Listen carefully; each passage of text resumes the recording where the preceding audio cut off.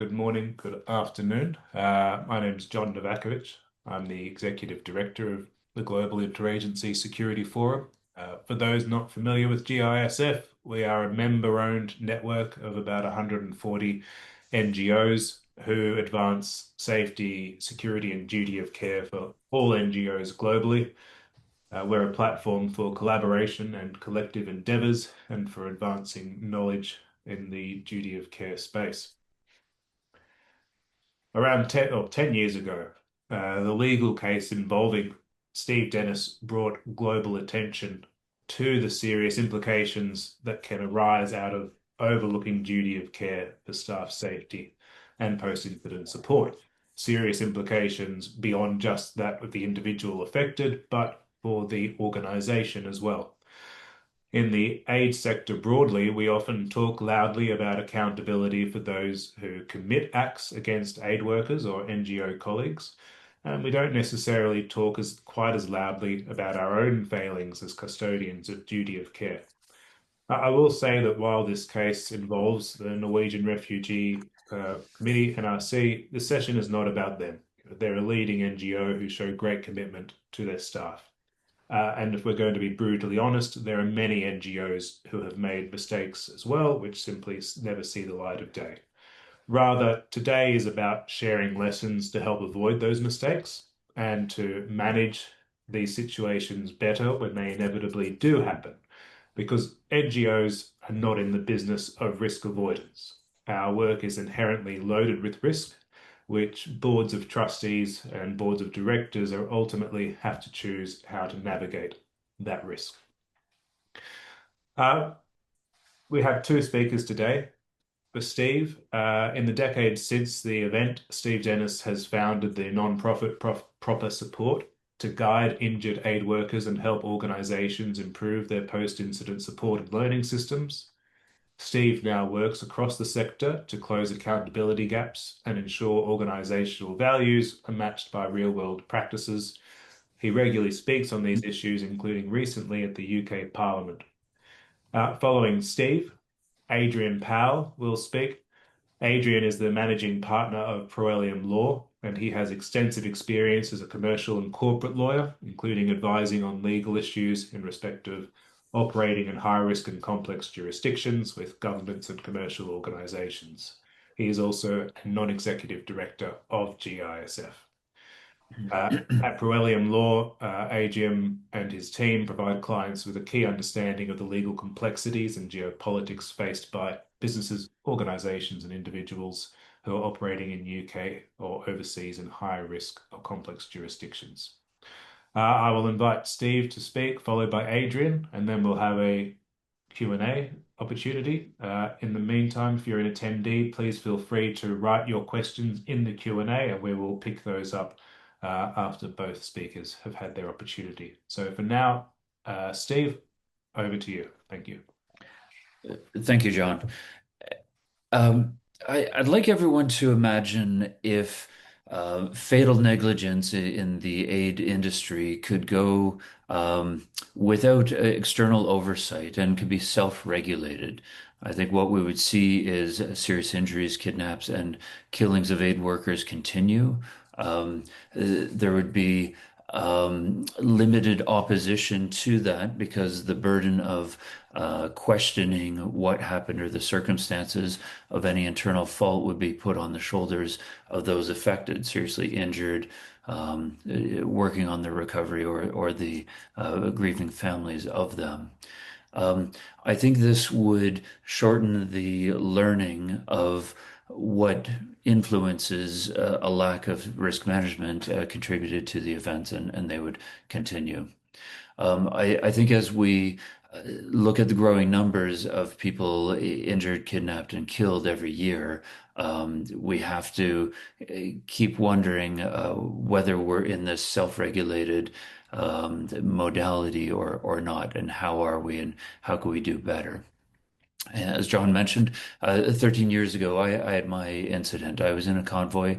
I was attacked. I was shot as well as four others, one fatally. I was kidnapped with three others, and some days later, I was rescued in another gunfight. It did end up in the Oslo District Court, and the verdict was gross negligence. This was not only negligent behavior on some individuals, but a heightened level throughout the organization or through many parts of the organization and the leadership as well. Um, I was one of 27 people in that whole process in a 3-year period that was part of an incident of serious injury, kidnap, or killing in the organization. 27 people, myself and 26 others. And time and time again, there was the internal review. And the conclusion of this was residual risk. There was nothing further we could have done to have prevented it. I was the only one that challenged it, and it achieved a verdict of gross negligence. It does show the failing of self-regulation in that case. And I'd like to echo what John said. I was very proud about my work with that organization. There's definitely many others that are doing worse, and some that are doing quite well, I think, as well.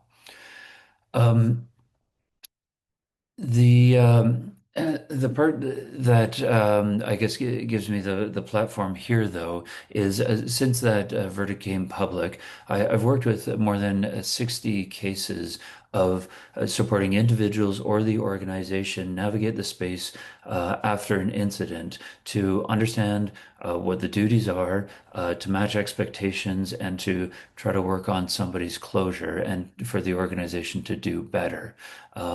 This has really given me some insights that I think are underrepresented when there is internal reviews and when the learning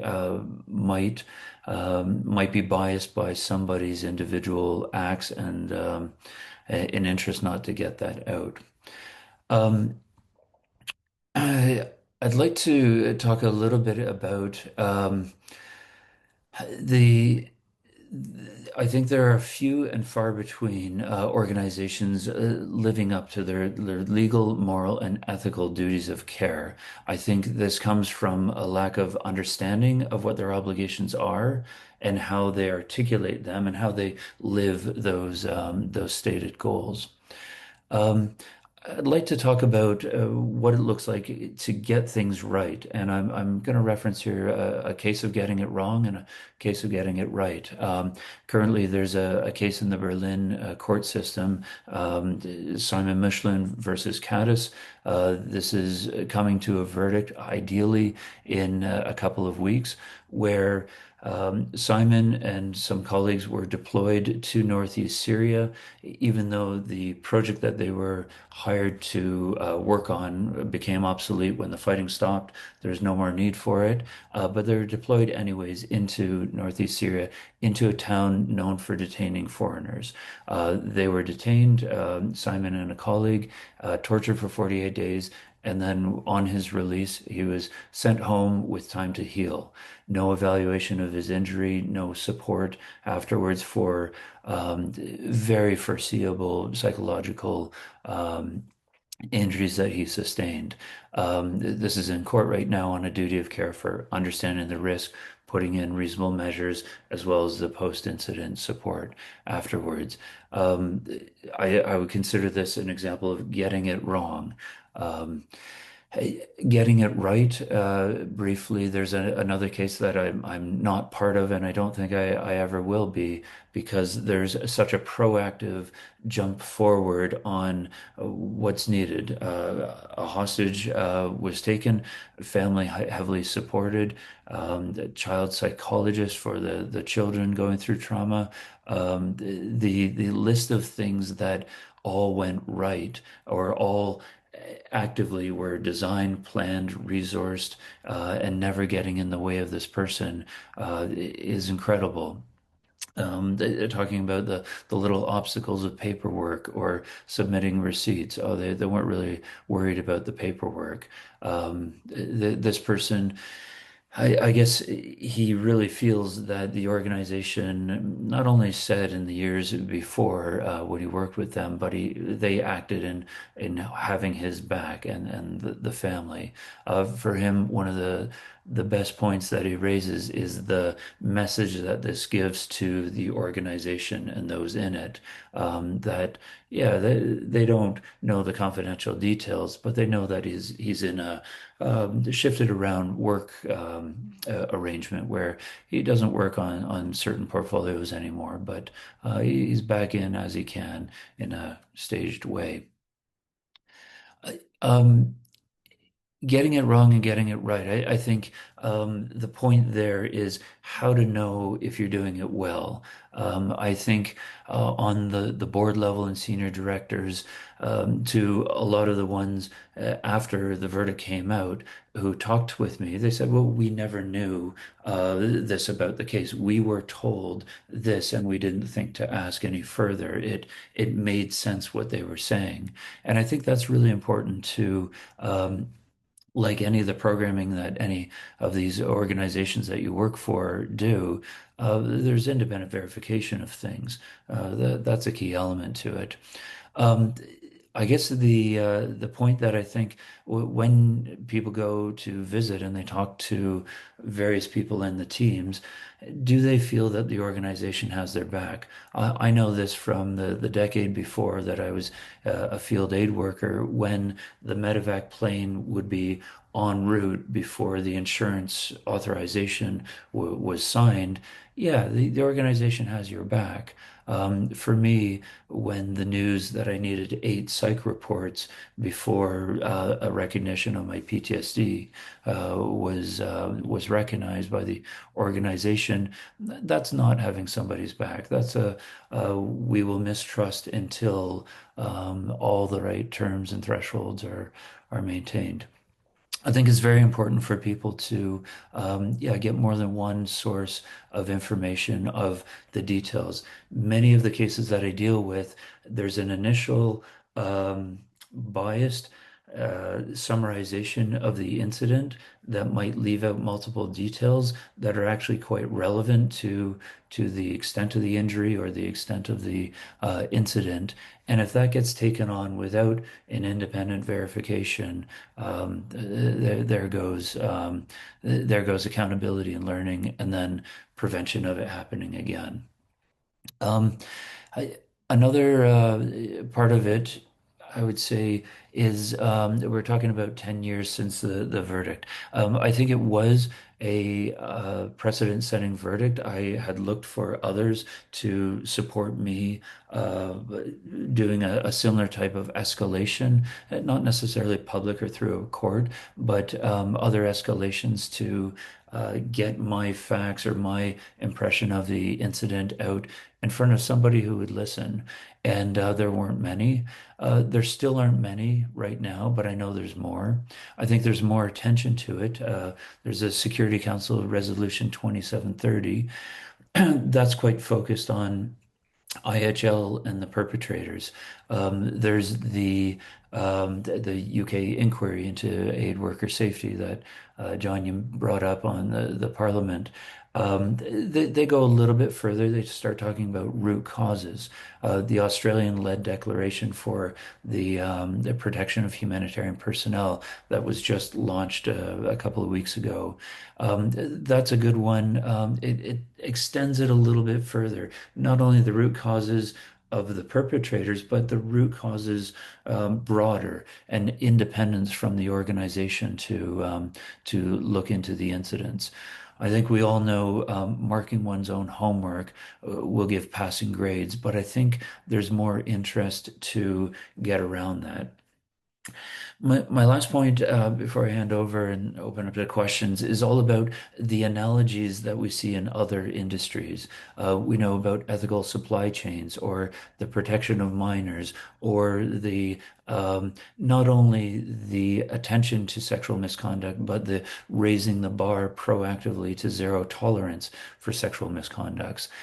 These are areas where some organizations are leading, building standards, holding some form of independent oversight where jurisdictions are a bit looser overseas, and some organizations are lagging. And I think the key point that I want to put right back to the beginning is uh, when I say imagine a self-regulating aid organization or aid industry with limited oversight, I think that's where we used to be, and I think this is changing.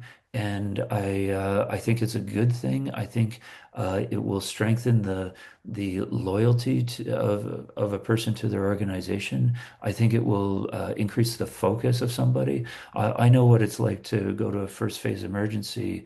You don't want to have half of your bandwidth being thinking about, do they have my back? Have I read all the insurance policies? What if I get injured? But rather, you want to be productive there.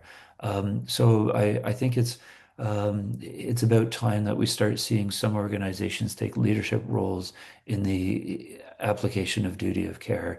Beyond the vision, I think a lot of the policies are articulating what should be held, but the accountability to that vision, I think, is where the ground will shift soon. Okay, let me leave it there and maybe expand more on questions. But yeah, back to you, John. Thanks very much, Steve. Before we bring Adrian in, I just wanted to put one question to you, Steve. Now, you spend quite a lot of time through your work now engaging with aid workers, and so you're getting a pretty good understanding of the attitudes and knowledge and approach of NGOs to duty of care. Mm. How would you say, whether it's scientific or not, whether it's gut instinct, how things have evolved over the last 10 years in how the um, senior leadership, governance level leadership of NGOs, how they've evolved over the last 10 years in regards to their attitude and approach to duty of care? Right. It's yeah, I think it's better. I've heard from at least 100, maybe closer to 200 or more people of the changes that they've seen in their organization or their leadership or individuals, behavior policies and implementation. I think if on paper it's better, then maybe in reality it might be improved. Um, my view, I recognize the bias through the people that come to me. Typically, they fall through gaps. So those that are heavily supported, or at least appropriately supported, they generally don't come to see me. I see the ones that fall through gaps. And I think as this topic continues to grow, then more people might realize, I am hurt, and I think it is related to the work, and they might get diagnoses maybe well before they would have in the past. PTSD is hard to pick apart from the bias of yourself as a non-professional. Um, a second thing that I want to point out, and I pointed out to the Parliament as well when they asked a very similar question. You're talking about the verdict of the case, and I think the legal part of it was the motivator. My incident was 3.5 years before that, and in those 13 and a half years, there's been over 1,500 other aid workers that were kidnapped, and I don't think that sheer number has had as as significant impact as the court case possibly. Maybe recently it has. There's more attention recently, but definitely maybe a handful of people have talked about my incident making change, whereas most of it's about the court case. So I think yeah, linking your question to the topic of today, if legal action is the only motivator, then every like you only have a hammer, then everything looks like a nail. Yeah, that shouldn't be the motivator. There are some proactive approaches. I've been involved in quite a few organizations that really want to do well, and they're calling me in to help navigate from my perspective and expertise from the work that I've done. So I think that's a positive sign. But the disappointing cases that I've got are a clear sign that we're far off as a whole. Yeah. Thanks very much, Steve. On the legal perspective, happy to invite Adrian to speak. Over to you, Adrian. It's difficult to know where to start to give a succinct comment on the legal side of it. In principle, the law has always been there. Certainly in the UK, the tort of negligence, if you will, because that's what duty of care comes from, an allegation of a breach of a drop in the standards of negligence, if you like. The law hasn't changed. The law hasn't been in any way realistically redefined, improved, and I would argue that the law is adequate for what it sets out to do, and that is to hold people or hold organisations accountable when there's the negligence has been at play. The problem has been is that, or the problem is perhaps, is that companies and entities only pay attention to it when it does go wrong. Certainly 10 years ago, to use that timeline, even after fairly major conflicts in the world where the humanitarian sector was involved, the policies were not good that we were seeing and helping people with. And then you get this constant changeover of staff as well, and expertise in an area of duty of care gets lost and falls by the wayside, and then it comes back alive again when something happens, something goes wrong. But also, I think it's right to mention the money factor for the humanitarian sector. It's not a rich sector. Generally speaking, it's very reliant on, if not entirely reliant on donors. So it can't have a sort of a war chest in the bank in case someone gets injured all the time. That money has to be put to use of the purpose of the organisation. So as a result, and quite naturally, humanitarian sector relies on insurance. Insurers give their insurance on the basis that you will contact them if there's any sort of claim, and then the insurance industry can quite often end up controlling the legal approach to everything, and indeed the payouts. And that also causes this contraction of communication between the victim, as it were, and the organisation that employed the victim. So, and this keeps happening. This keeps constantly happening, as we see. And then at the end of it, a matter is settled by a payment, if you like, and it never gets public attention. So to Steve's sort of point, I wouldn't say part of the problem, but an issue is that you don't get to see what happens in these incidents so much because they're all confidential. People, the public, the industry don't get to see what's happened. And so there's probably, in fairness, a lot more people who do get dealt with and do get compensated, but you don't get to see it. And that's sort of unfortunate. So we have to rely on perhaps training given by people like lawyers who understand how to avoid these types of situations, and people like Steve who sort of campaign that boards and what have you take this top-down approach and are a bit more open about things.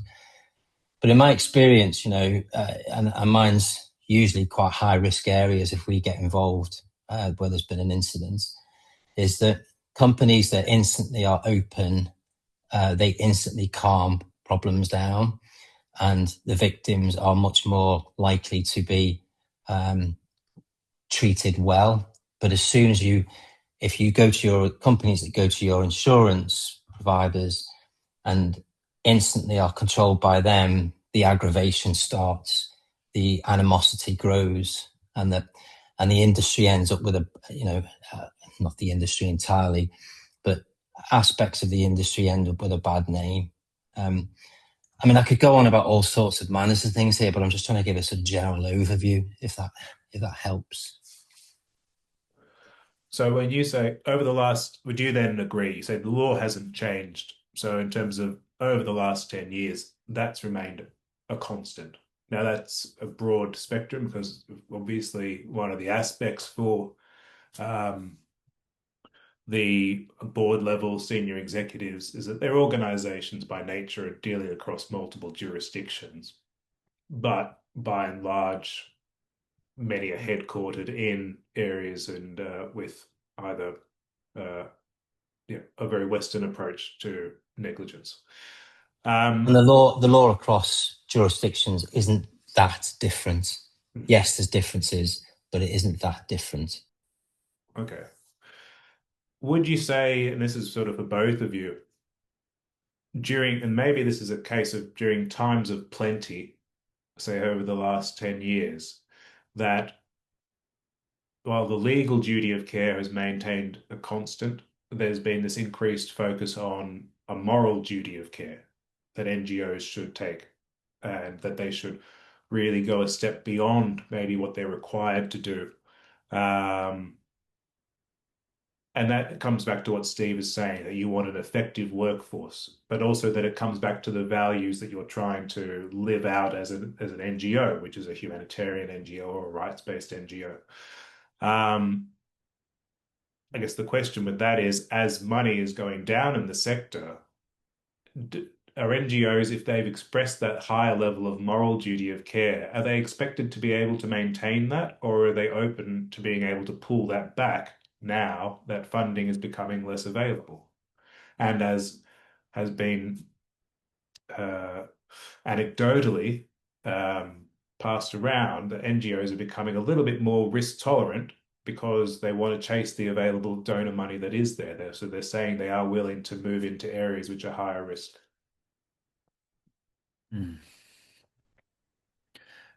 I'll jump on quickly here. I think some elements of moral duty of care overlap with return on investment to your staff. If your staff feel supported, they don't leave the organization, and you have the mass expense of recruitment, training, getting somebody through that expensive learning curve. You can be more productive with more experienced staff that feel a place of belonging, that Sunday night they're excited to get to work. They have a team that maybe there's a miscommunication and it gets cleared up quickly, as opposed to there goes a day of thinking it's gaslighting or harassment or whatnot. The moral duty of care leaning into the gray area where it's outside of the legal element of what's required, but still there's an ability for an organization to support somebody. You hear it in maybe a family member of a locally employed person is kidnapped, and the NGO being able to work with its network of contacts to see if they can get that person negotiated out of there, released. Yeah, sure, there's no legal duty of care there. It's a family member, but wow, what they've bought in their staff members' focus for work, the family members back. Yeah, there's an advantage there. Economists, I think, call that a return on investment. So I think that's it shouldn't be considered a time of plenty thing. You use oil in your car, whether you have a budget for it or not, and it should be there. I'd say an advocacy point to the donors should be this is a fixed cost. We're competing about the program delivery. However, the security management for that should be separate and non-competitive.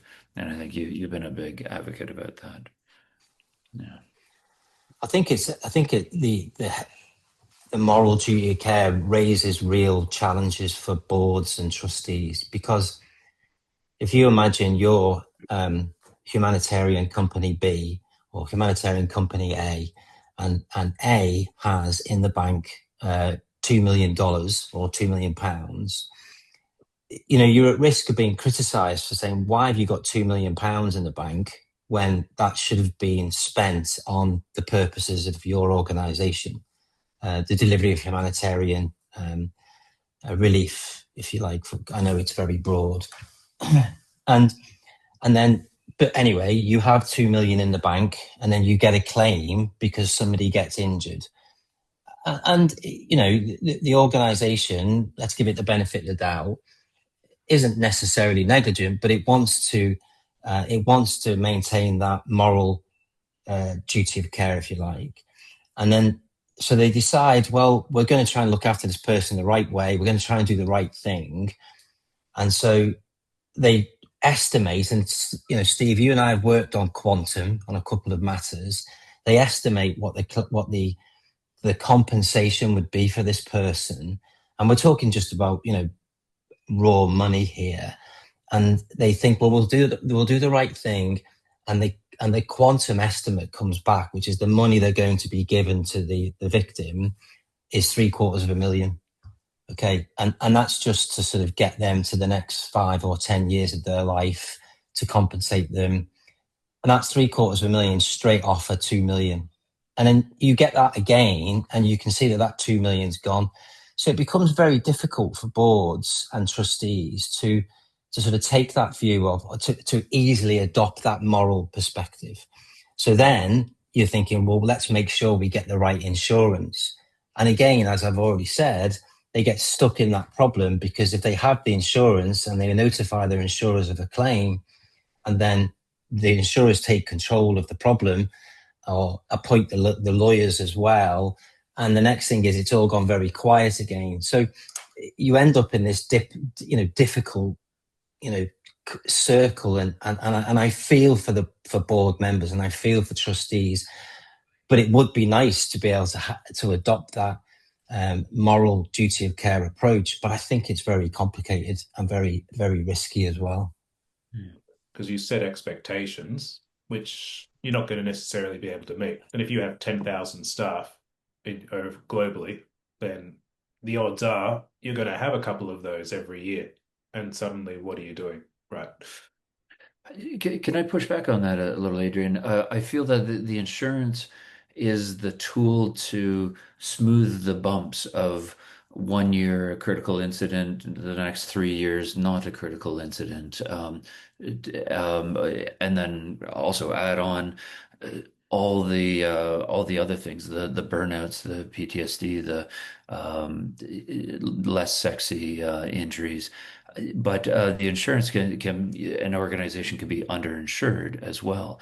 I really encourage organizations to do tabletop exercises where they go through beyond a person's gone missing, it's a kidnapping, okay, now they're out, and take it another 3, 6 months to, okay, they're lost. They can't look through 30 pages of insurance documents in a language that's not their mother tongue, and they haven't put a claim, they're silent.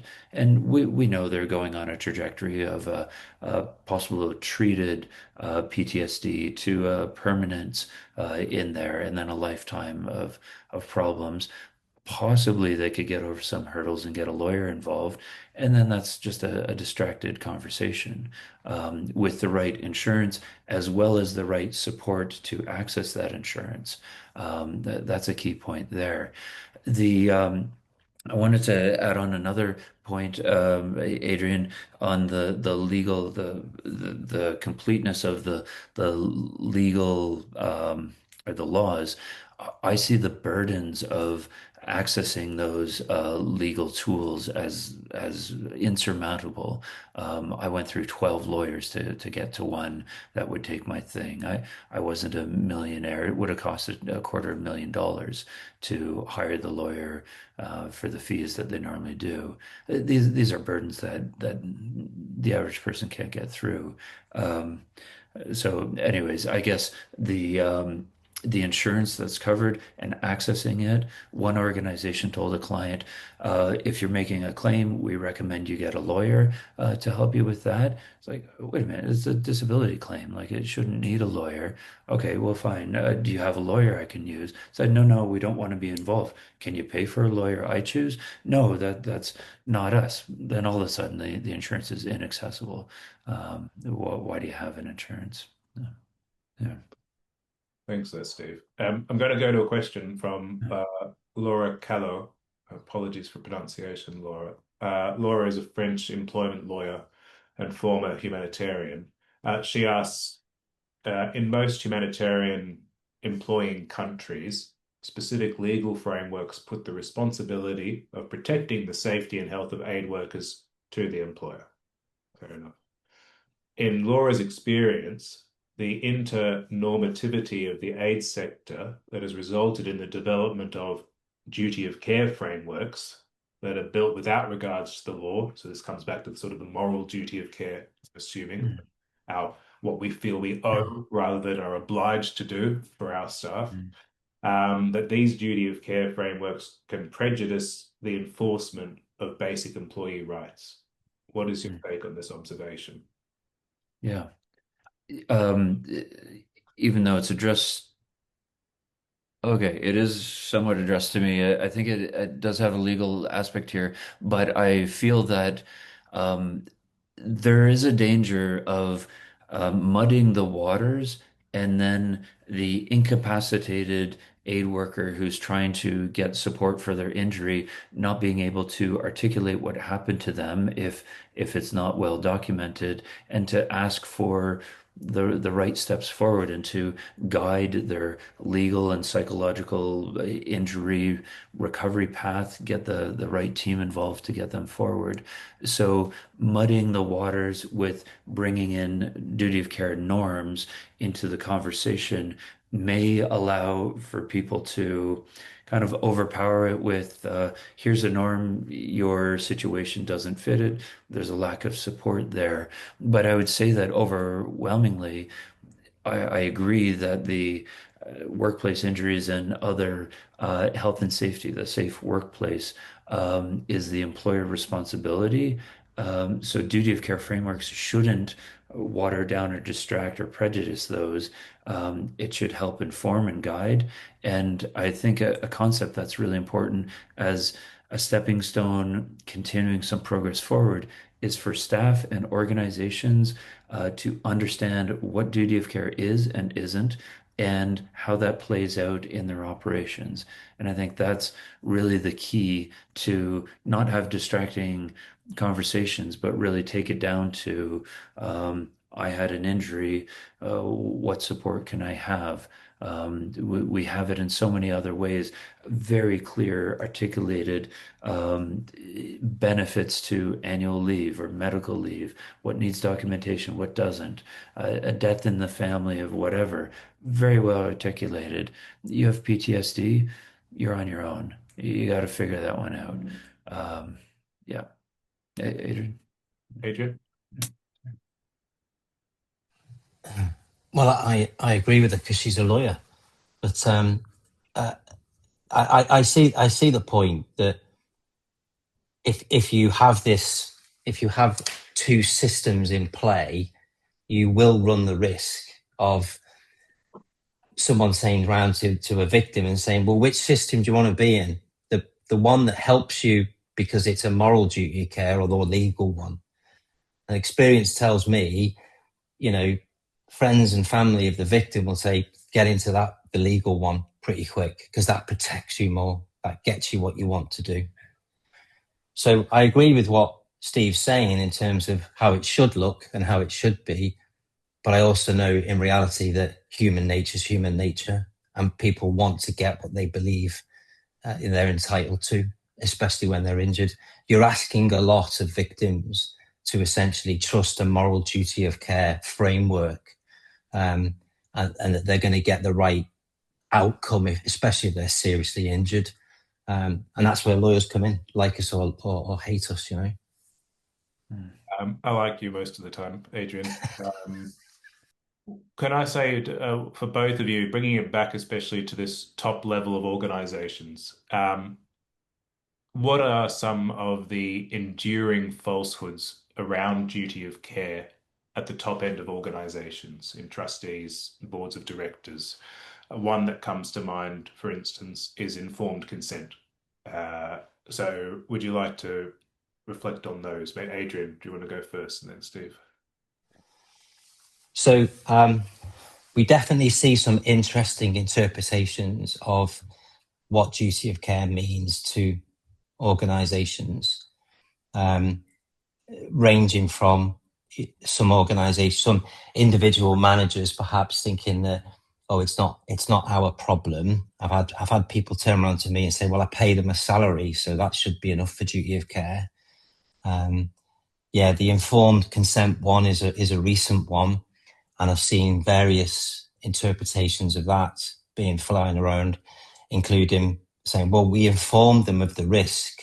So if we inform them of the risk and something happens, it's not our fault. And that's the real problem, because you can inform as much risk as you like to a member of staff, for want of a better description. But just because you've informed them of the risk, that doesn't mean that an organisation is off the hook if something goes wrong. And I think that's where this informed consent comes out. You aren't informing them in order to get consent for them to be injured or accept an injury. But informing people of the risk then needs to be followed up by what you're doing to mitigate it and explaining it to them.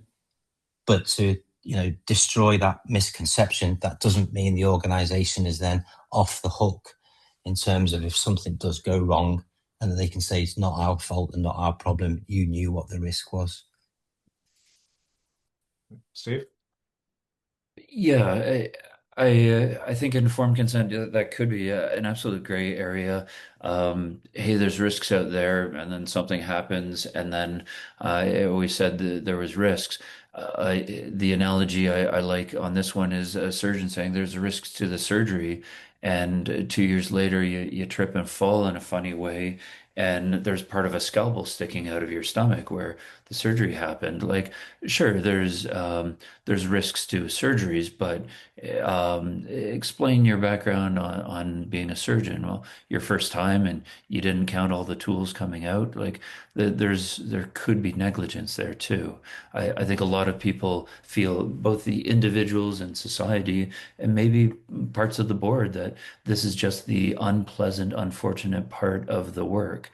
And it's part of it. It's the residual risk. The top line that I talked to in my organization, they were just apologetic. You do this work long enough, you're going to get shot. That was told to me.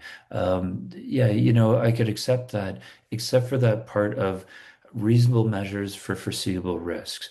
And then when you go through what are reasonable measures and none of them are in place, then you have to say, okay, then there's a fault there. So I do think a duty of care fallacy at the board level, informed consent, also what happened and the independent review of it. I find that reading a lot of internal reviews of incidents, they gloss over the key details, either maliciously or by being lazy. And if that's what's selectively summarized and fed to the board, that's not good enough. You don't want somebody like me, in my case, coming back some years later with a claim that is seen as legitimate, that was dismissed for years before. That's not the type of organization I think board members want. Yeah, so I put that in there as a fallacy. I've got a question. I'm going to combine it with one from online. My question is, what questions should boards be asking of their security risk management teams? Um, because the responsibility ultimately lies with the board, and they are delegating that down to financial risk goes to the appropriate team. In this case, what we're talking about, this duty of care, the specific negligence risk goes to the security risk management team, amongst others. What specific questions should the board be doing to hold those teams accountable? And what we've got online is to Steve, but Adrian, feel free to address it. How can we avoid that duty of care policies are not just about compliance and box ticking, but are genuinely embedded into organizational culture and daily practice? So what can the board be doing? What can senior executives be doing to ensure that there's that mainstreaming of security? I'll pick that up first.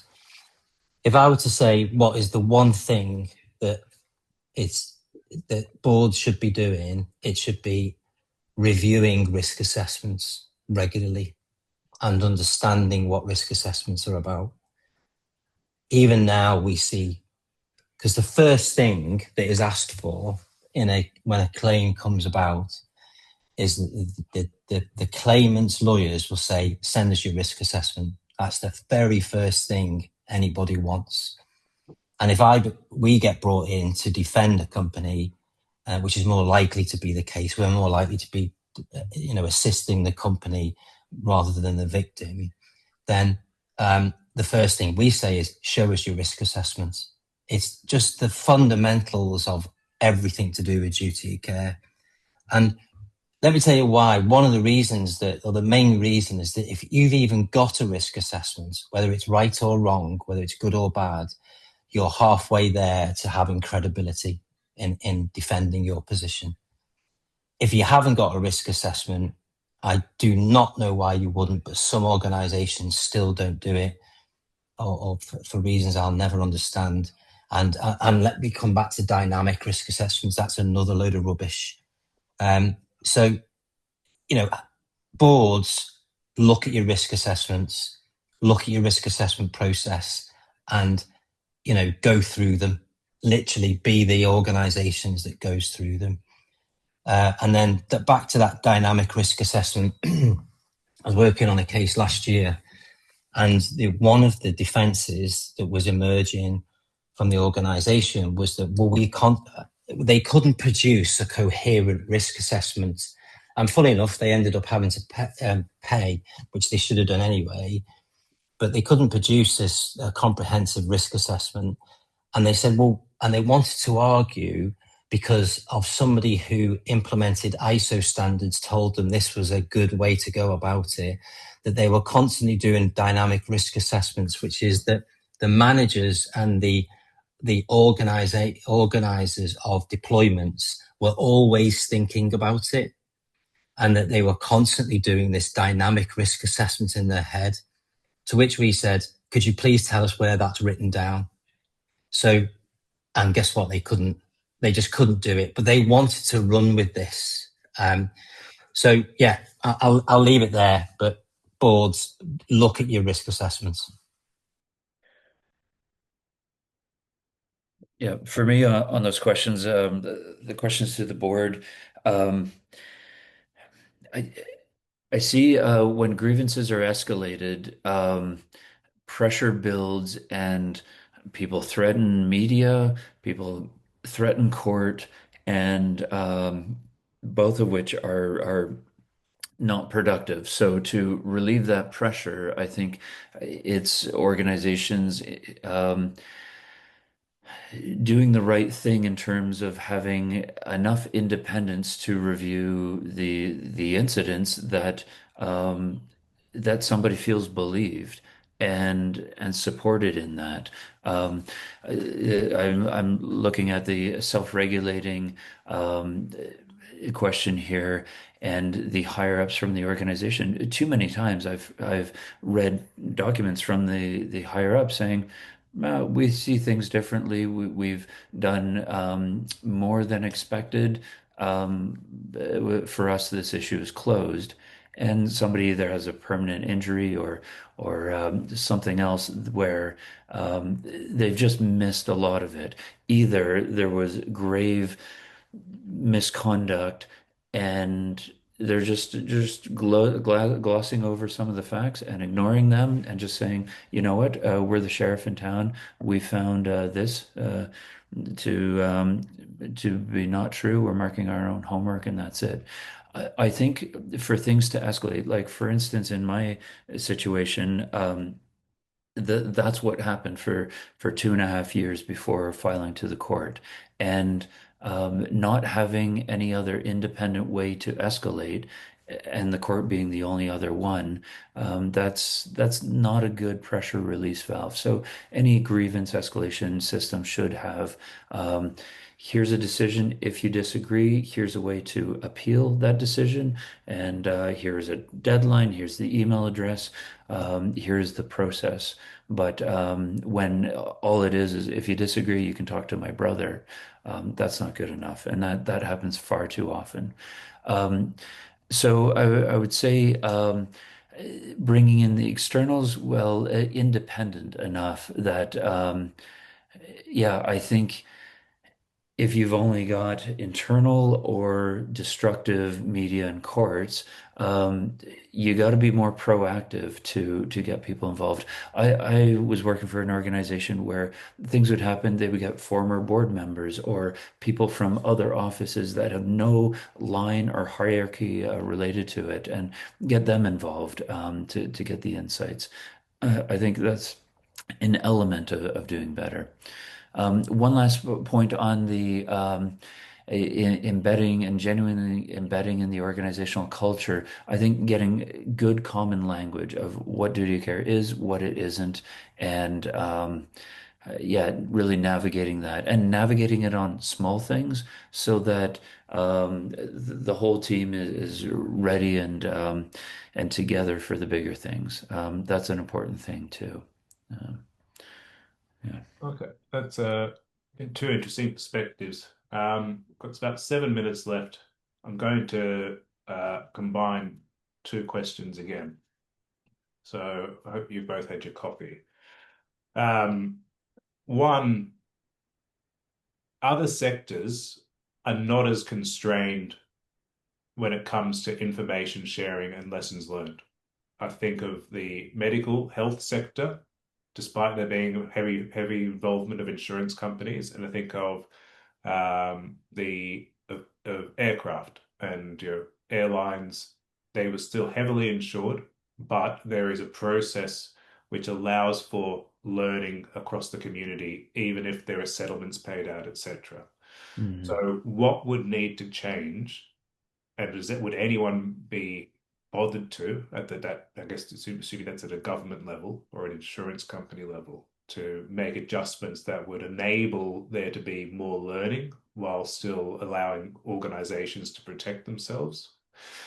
And then, so that's one. And then I'm looking at a question from Michael Hilton online, and he refers to the risk of internal reviews being biased, influenced by people within an organization. What possible solutions are there?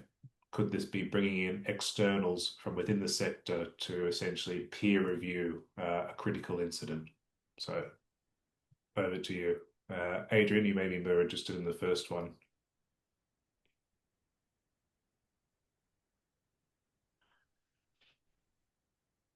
He's thinking. Steve, you go for it. Um, you know, I have a feeling that organizations might internally do more learning than is brought out. And so peer review, the value of peer review, I don't know what that would add if your peer is your friend and friendly people say the same things. I think oversight, um, or at least the self-regulation experiment is not going well in my view. For me and 26 colleagues, each going through critical incidents, residual risk was the conclusion. That was very clear. No individual was at fault of misconduct or negligent behavior. And then I was the only one of that cohort to raise it to an independent body, and gross negligence was found.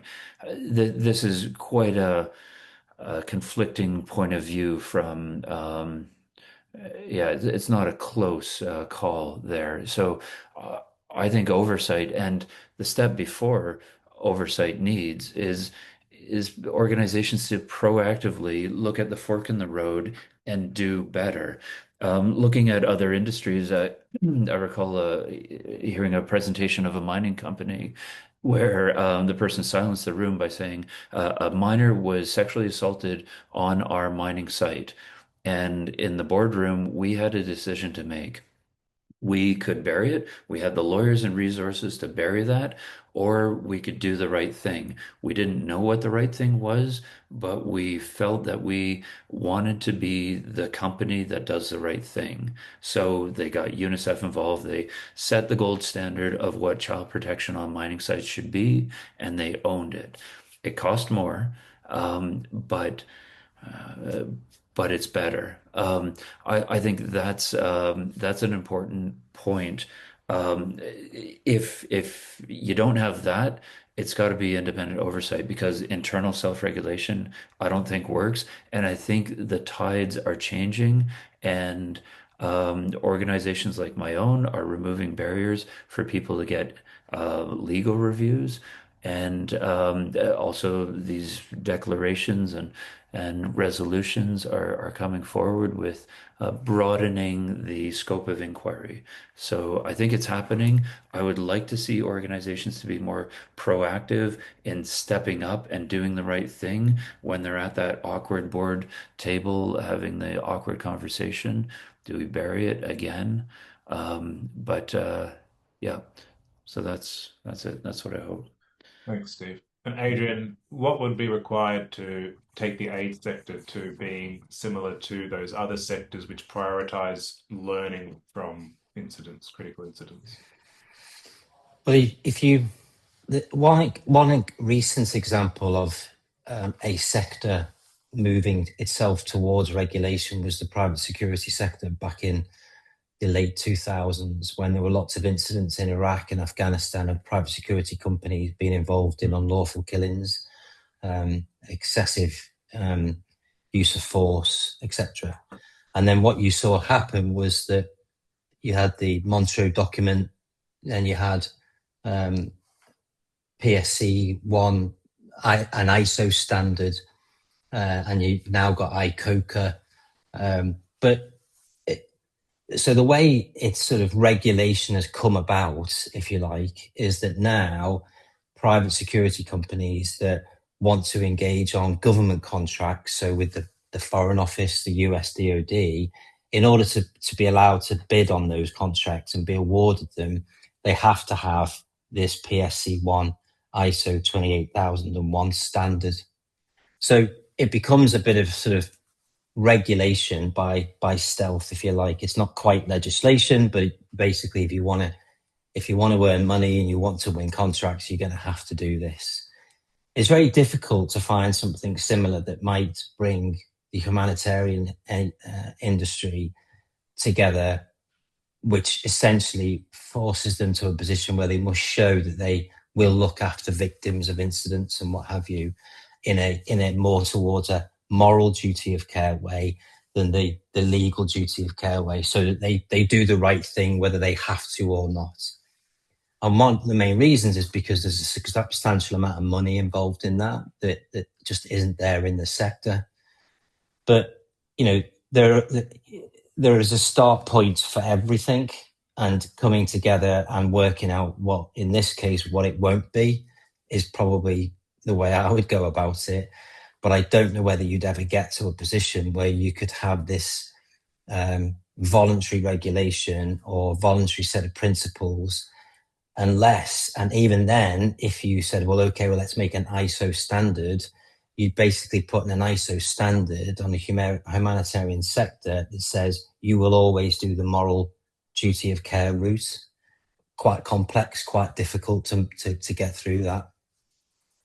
Yeah, you're trying to legislate for something which is inherently subjective. Right.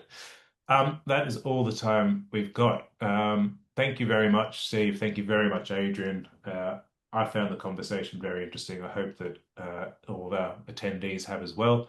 For those of you who joined us, thank you very much. If you'd like any further information or to stay in touch, please feel free to follow GISF on LinkedIn or sign up to our newsletter. We will be making this recording available if you would like to share it with any colleagues. So thank you very much, and everyone have a pleasant evening, morning, wherever you are.